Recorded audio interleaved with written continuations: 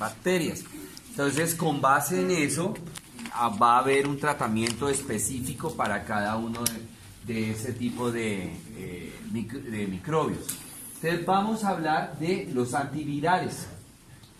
Haciendo digamos, como la aclaración o la salvedad, que de los medicamentos antimicrobianos, los antivirales son, o mejor dicho, los virus son los únicos microorganismos que no tienen tratamiento específico.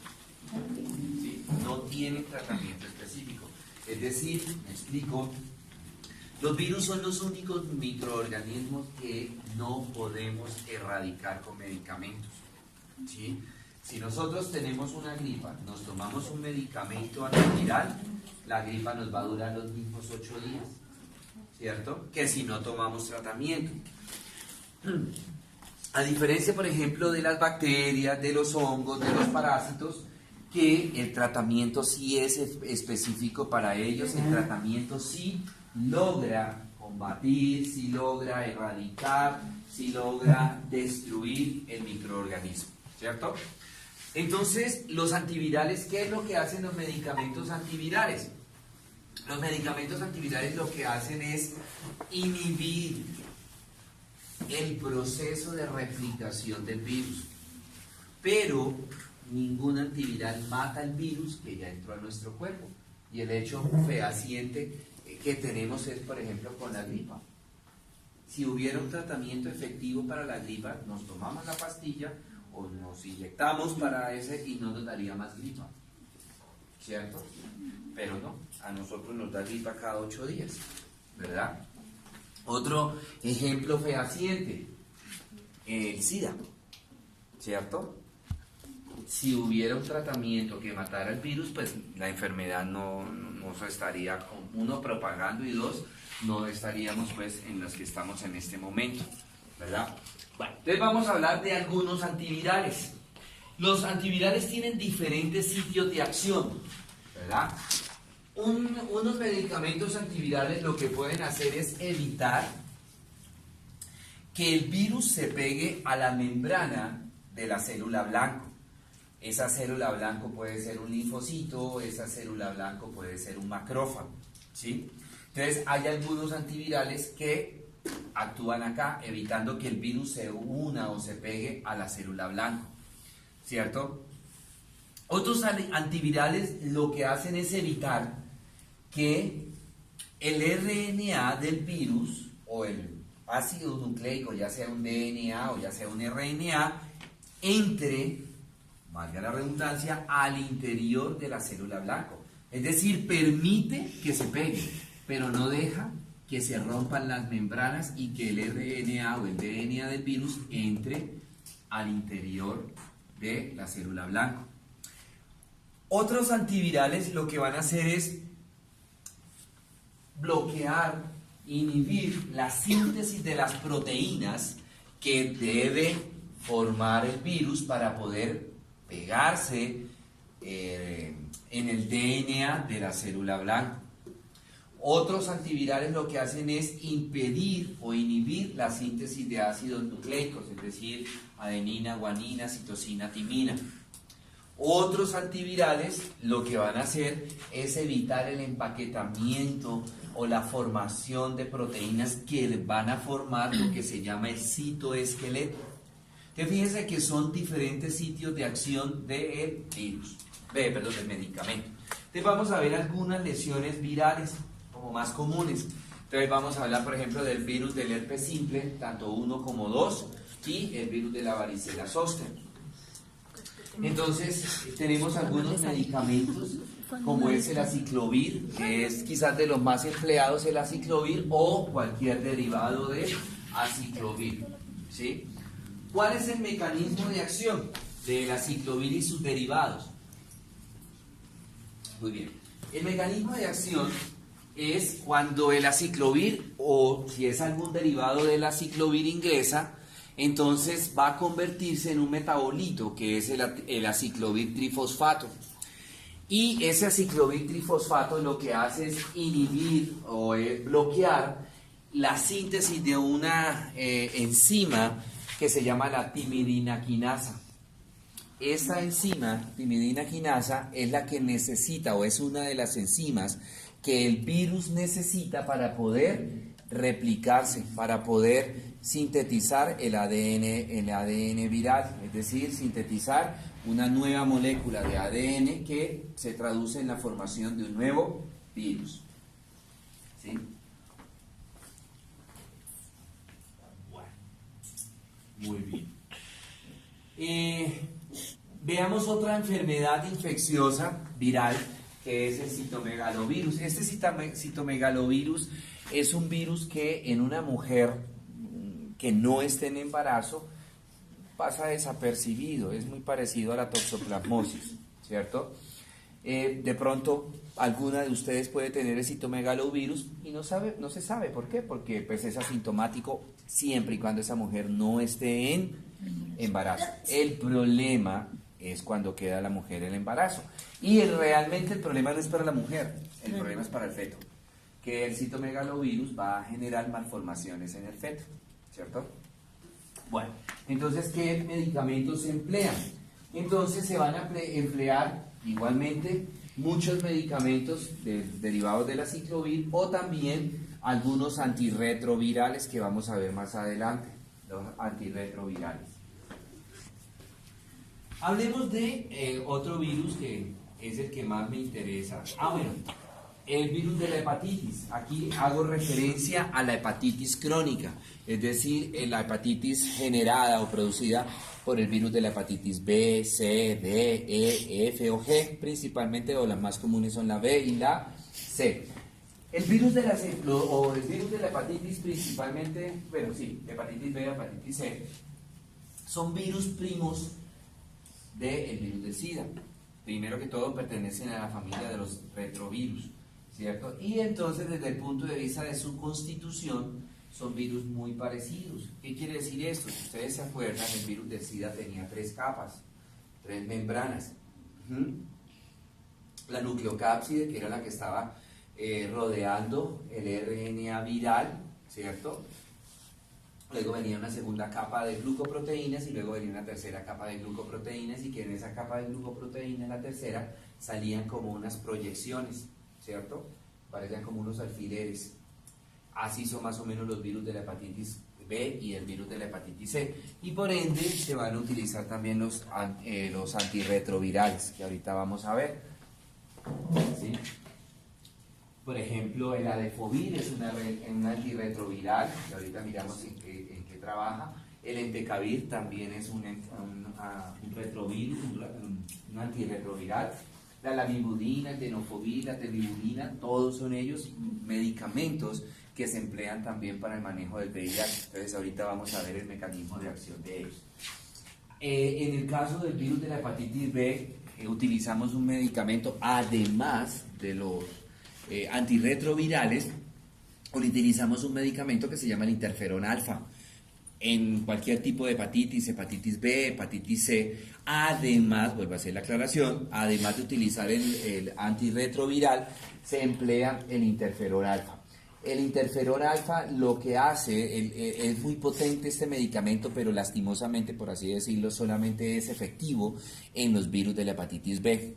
¿Sí? Hepatitis B y hepatitis C. En el virus del SIDA el interferón alfa no funciona. ¿Y qué es lo que hace el interferón alfa? ¿Cuál es el mecanismo de acción? Primero que todo, tiene varios mecanismos de acciones. Entonces, primero que todo lo que hace es inhibir e impedir la entrada del virus de la hepatitis al interior de la célula blanco. Es decir, lo que inicialmente él hace es impedir la ruptura de las dos membranas celulares, es decir, la membrana celular del virus y la membrana celular de la célula blanco, y de esta manera impide que el material genético, llámese RNA, llámese DNA viral, ingrese a la célula blanco. Muy bien. Segundo, si ya de pronto este proceso se produjo, es decir, ya se logró de que se unieran las dos cadenas de material genético, lo que hace el interferón alfa es impedir que se forme el RNA mensajero o el RNA transportador. ¿Cuál es la función dentro del proceso de la infección o del contagio de la enfermedad, tanto de las hepatitis como de el SIDA, es que el RNA mensajero es como una fotocopia. Él le saca una fotocopia a cómo quedó el DNA cuando se unieron los dos materiales genéticos. ¿Cuáles dos materiales genéticos? El material genético de la célula blanco con el material genético del virus de la hepatitis. Entonces, se unen esos dos materiales genéticos, cada uno en su cadena, ¿cierto? Y va a quedar una cadena nueva, dos cadenas nuevas van a quedar, ¿verdad? Y esas dos cadenas nuevas van a quedar con una secuencia de bases nitrogenadas, adenina, guanina, citosina, timina. Entonces lo que hace el RNA mensajero es, como por decir un ejemplo, para que me lo entiendan mejor, tomar una foto, sacar una fotocopia de cómo quedó en cada una de los filamentos de cromatina, cómo quedó la secuencia de aminoácidos. Me explico. Entonces, por decir un ejemplo, ya al fusionarse el DNA de la célula blanco con el DNA viral, ¿cierto? Va a quedar una secuencia, por decir un ejemplo, adenina, timina, adenina, timina, adenina, timina, citosina, guanina, adenina, timina, adenina, timina, adenina, timina, citosina, guanina, guanina, citosina, guanina. Ese es el ordenamiento que quedó. Entonces el RNA mensajero toma una foto de ese ordenamiento, de esa secuencia. ¿Para qué? Para cuando esas cadenas, cada uno de los filamentos de cromatina se multiplique, el RNA mensajero lo que le dice es cómo se tienen que ordenar esas bases nitrogenadas en la segunda cadena que se está formando, que vendría siendo la cadena hija, por así decirlo. ¿Sí me hago entender? ¿Sí me entendieron esa parte? Sí. Eso es lo que hace el RNA mensajero. Él lo que hace es llevar el chisme, ¿sí? El de cómo queda la secuencia de bases nitrogenadas para que se copie esa nueva secuencia de bases nitrogenadas en los dos nuevos filamentos de cromatina, productos de la replicación del DNA, ¿sí? Entonces, si no hay RNA mensajero, no hay quien lleve el chisme, no hay quien lleve la información de cómo quedó la secuencia de aminoácidos, ¿cierto? Entonces, simplemente lo que quedó fue los dos filamentos de cromatina de la célula madre quedaron ahí infectados, pero quedaron ahí, pero no hay quien lleve la información a la célula hija de cómo se debe ordenar las bases nitrogenadas. Eso es tanto en la hepatitis como en el VIH-Sida, ¿cierto? Bueno. Y hablemos por último de los antirretrovirales. Recuerden que allá en patología hablábamos que de SIDA, hablar con la palabra SIDA es relativamente nuevo. Estamos hablando de 1982, ¿cierto? Y pues bueno, gracias a todos los estudios se han creado hoy día bastantes grupos de fármacos para el manejo del SIDA, donde anteriormente, pues obviamente es entendible que como era una enfermedad nueva y no se conocía nada de la enfermedad, pues había un poco, al no conocer mucho de la enfermedad, del virus, pues habían pocos fármacos, ¿cierto?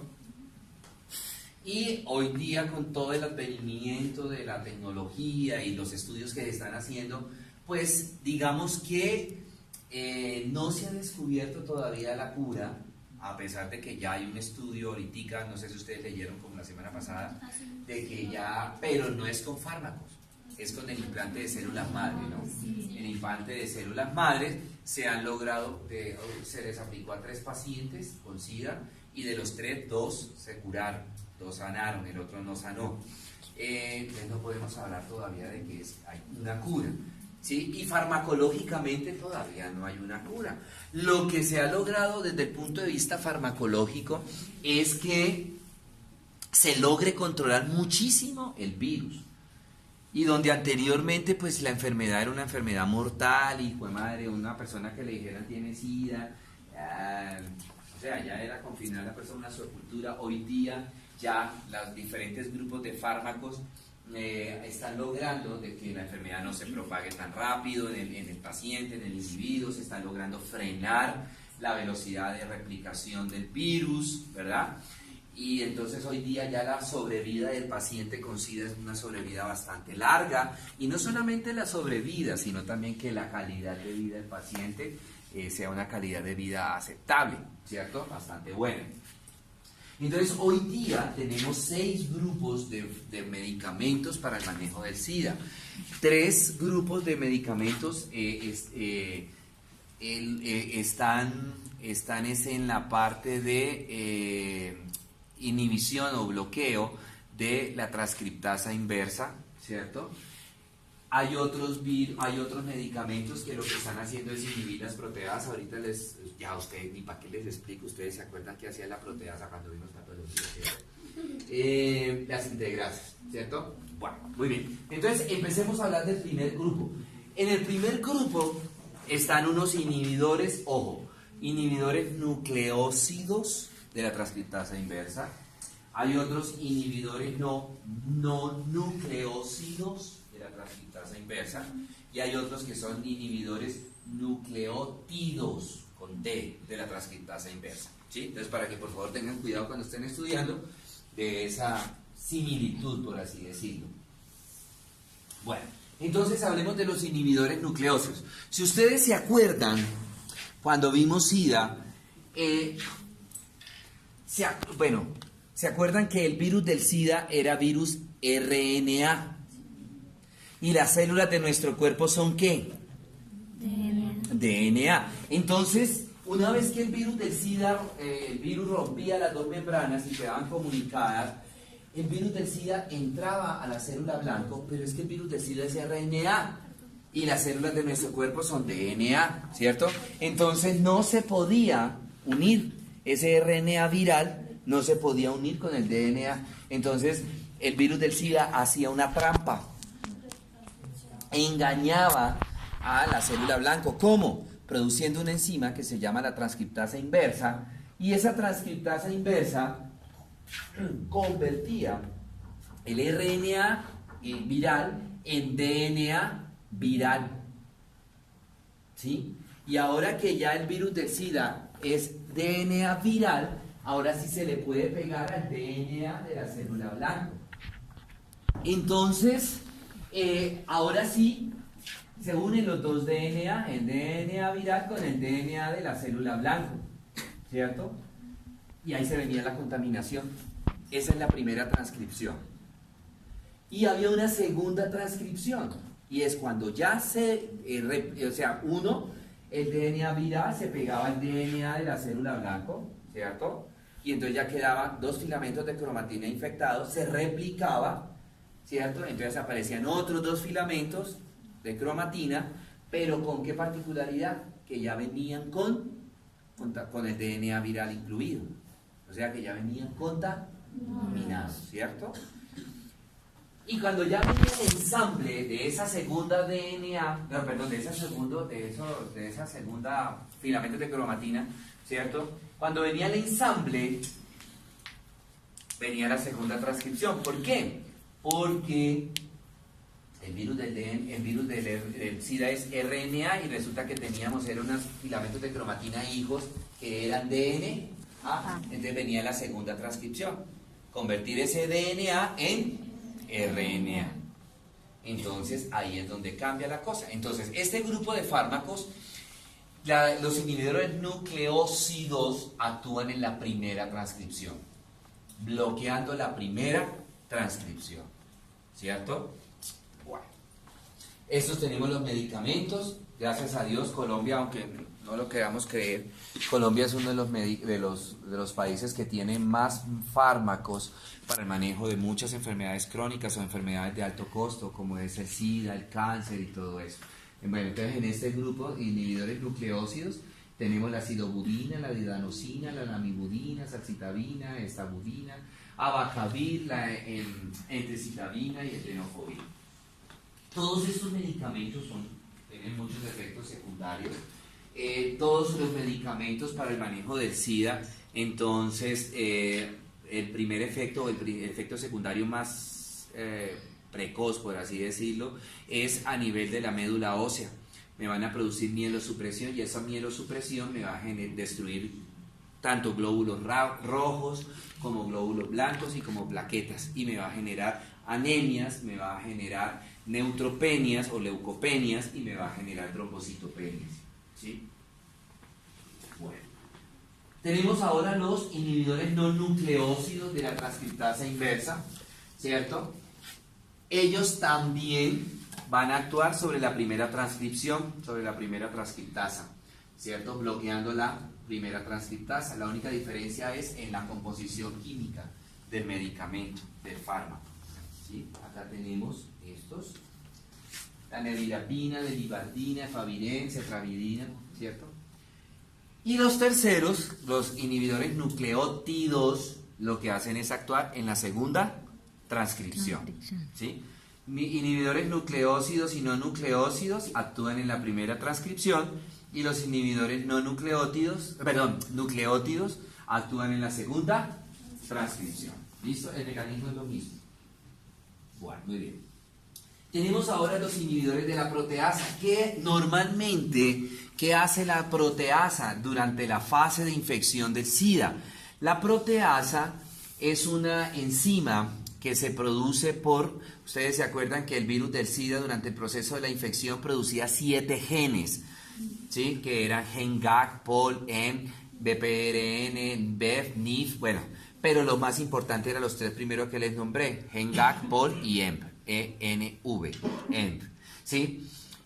Y el gen GAC y el gen POL son los encargados de formar o de estimular la síntesis de las proteasas. ¿Qué hace la proteasa? La proteasa es, una vez se replicó el virus, ¿cierto? Y pasó la segunda transcripción, el gen GAC y el gen POL producen la proteasa, que son los encargados de formar todas las proteínas que me van a formar el cuerpo del virus del SIDA. ¿Se acuerdan de esas 3 capas que yo les hablaba ahorita? Entonces nada sacamos con que tengamos el virus replicado si no se le forma el cuerpo. ¿Y quién va a formar el cuerpo? La proteasa.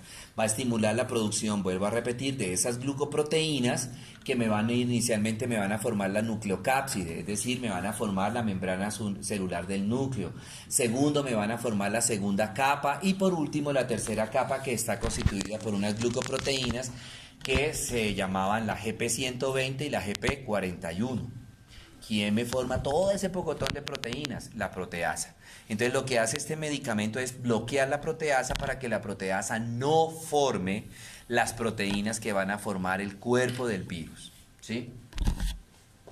Bueno, aquí tenemos los medicamentos que son inhibidores de la proteasa: saquinavir, ritonavir, lopinavir, indinavir, nelfinavir, fosamprenavir, se usan todos. Estos son los que tenemos en este momento en el mercado, ¿sí? Bueno. Luego tenemos otro medicamento, que son los inhibidores de la entrada del virus, que son esos que veíamos por allá al principio, que son los que evitan que dos cosas: o uno, el virus se pegue a la membrana celular de la célula blanco, o dos, si se pegó, evitan que se rompan las dos membranas celulares, es decir, la membrana celular del virus del SIDA con la membrana celular de la célula blanco. Recuerden entonces que esa adhesión del virus del SIDA a la membrana de la célula blanco se hacía a través de esas glucoproteínas que les acabo de mencionar, la GP120 y la GP41. Dependiendo cuál sea la célula blanco, el virus del SIDA tiene 2 células blancos, una que se llama linfocito TCD4 y otra que se llama macrófago. Si la célula blanco es el linfocito TCD4, el virus del SIDA se une a la membrana del linfocito TCD4 a través de un correceptor que se llama CCR5. Pero si el virus del SIDA se une al macrófago, se une a través de un correceptor que se llama CXCR4, ¿sí? Entonces lo que hace estos medicamentos es, ¿cómo se une el virus del SIDA a esos correceptores? A través de esas pullitas que yo les decía, ¿cómo es que se llama eso? No, al principio les dije yo, a través de proyecciones, a través de esas proyecciones de glucoproteínas, ¿cierto? Entonces, el alfilercito, la proyección tiene una cabeza, ahí es donde está la glucoproteína, o GP120 o GP41, y esa cabecita se mete en el correceptor, ¿sí? Como si fuera, hagan de cuenta, como si fuera una ficha de un rompecabezas, casa exactamente, ¡chun! ¿Sí? Si era el CCR5 o el CXCR4, ahí se unen. Entonces, ¿qué es lo que hacen estos medicamentos?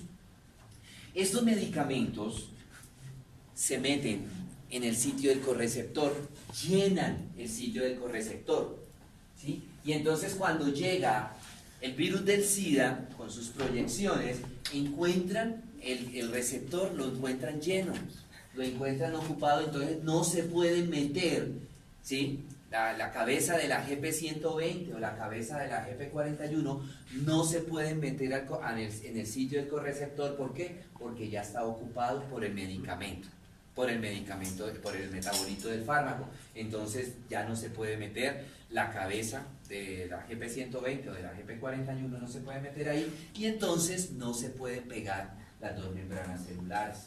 Y por ende no se pueden romper y no se puede internalizar el virus, ¿cierto? Ahí tenemos algunos medicamentos, donde tenemos la enfuvirtida, ¿sí? La enfuvirtida se une a la GP41, hay otros que se van a unir a la GP120, todo depende del fármaco, ¿verdad? Tenemos el Maraviroc, que se une al correceptor CCR5, y el CCR5 es el correceptor para la GP120, ¿verdad?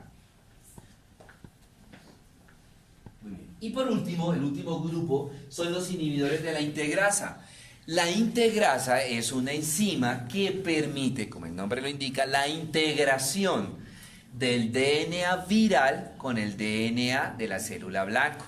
Es la que pega los dos DNA, ¿cierto? El DNA viral con el DNA de la célula blanca. Entonces, lo que hace en este medicamento, el Ratuximab, que es un grupo nuevo de fármacos, tienen poquito tiempo, tienen apenas como 2 años, apenas tenemos un medicamento, ¿cierto? Entonces, lo que hace este medicamento es no dejar que el DNA viral se pegue al DNA de la célula blanca, a pesar que ya se produjo la primera transcripción.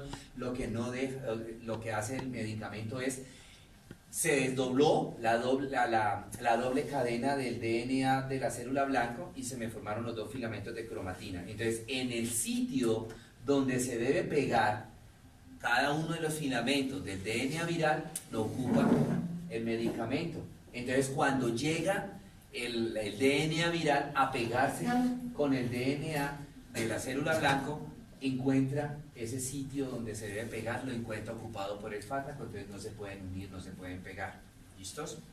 Bueno, pero si ustedes se dan cuenta, ninguno de los medicamentos que hemos hablado en ningún momento, ni para herpes simple, ni para citomegalovirus, para ninguna de las enfermedades virales, ninguno hemos dicho que mata el virus. Toca esperar a que el virus se muera por sí solo, ¿sí? En el caso, por ejemplo, del herpes simple, acuérdense que hay 2 tipos de herpes simple. El herpes simple 1, que es el herpes labial, y el herpes simple 2, que es el herpes genital, ¿cierto? El virus está ahí latente, nunca se muere. Lo que el medicamento hace es evitar que el virus se multiplique, pero ya el virus que teníamos antes de empezar a tomar el medicamento, ese se queda ahí. Y es el que yo les decía por allá en patología, y les vuelvo a reiterar ahora, el herpes simple 1 es el que aparece cuando el paciente está inmunosuprimido por una gripa esa bien fuerte, aparece acá en los labios. No es que exista la fiebre interna, que nosotros decimos nos dio fiebre interna, ¡ay, le dio fiebre interna! No, la fiebre interna no existe. Es simplemente que el virus del herpes simple, tanto 1 como 2, él es oportunista. Y cuando ve que el sistema inmunológico del paciente se bajó mucho, él aparece. Entonces, si es un herpes simple tipo 1, entonces le aparecen las lesiones herpéticas al paciente en los labios. Si es un herpes simple 2, entonces cuando el paciente está inmunosuprimido, entonces aparecen las lesiones herpéticas a nivel de los genitales, ¿cierto? Bueno, muy bien. Listo. ¿Preguntas, dudas, inquietudes? No, pues yo.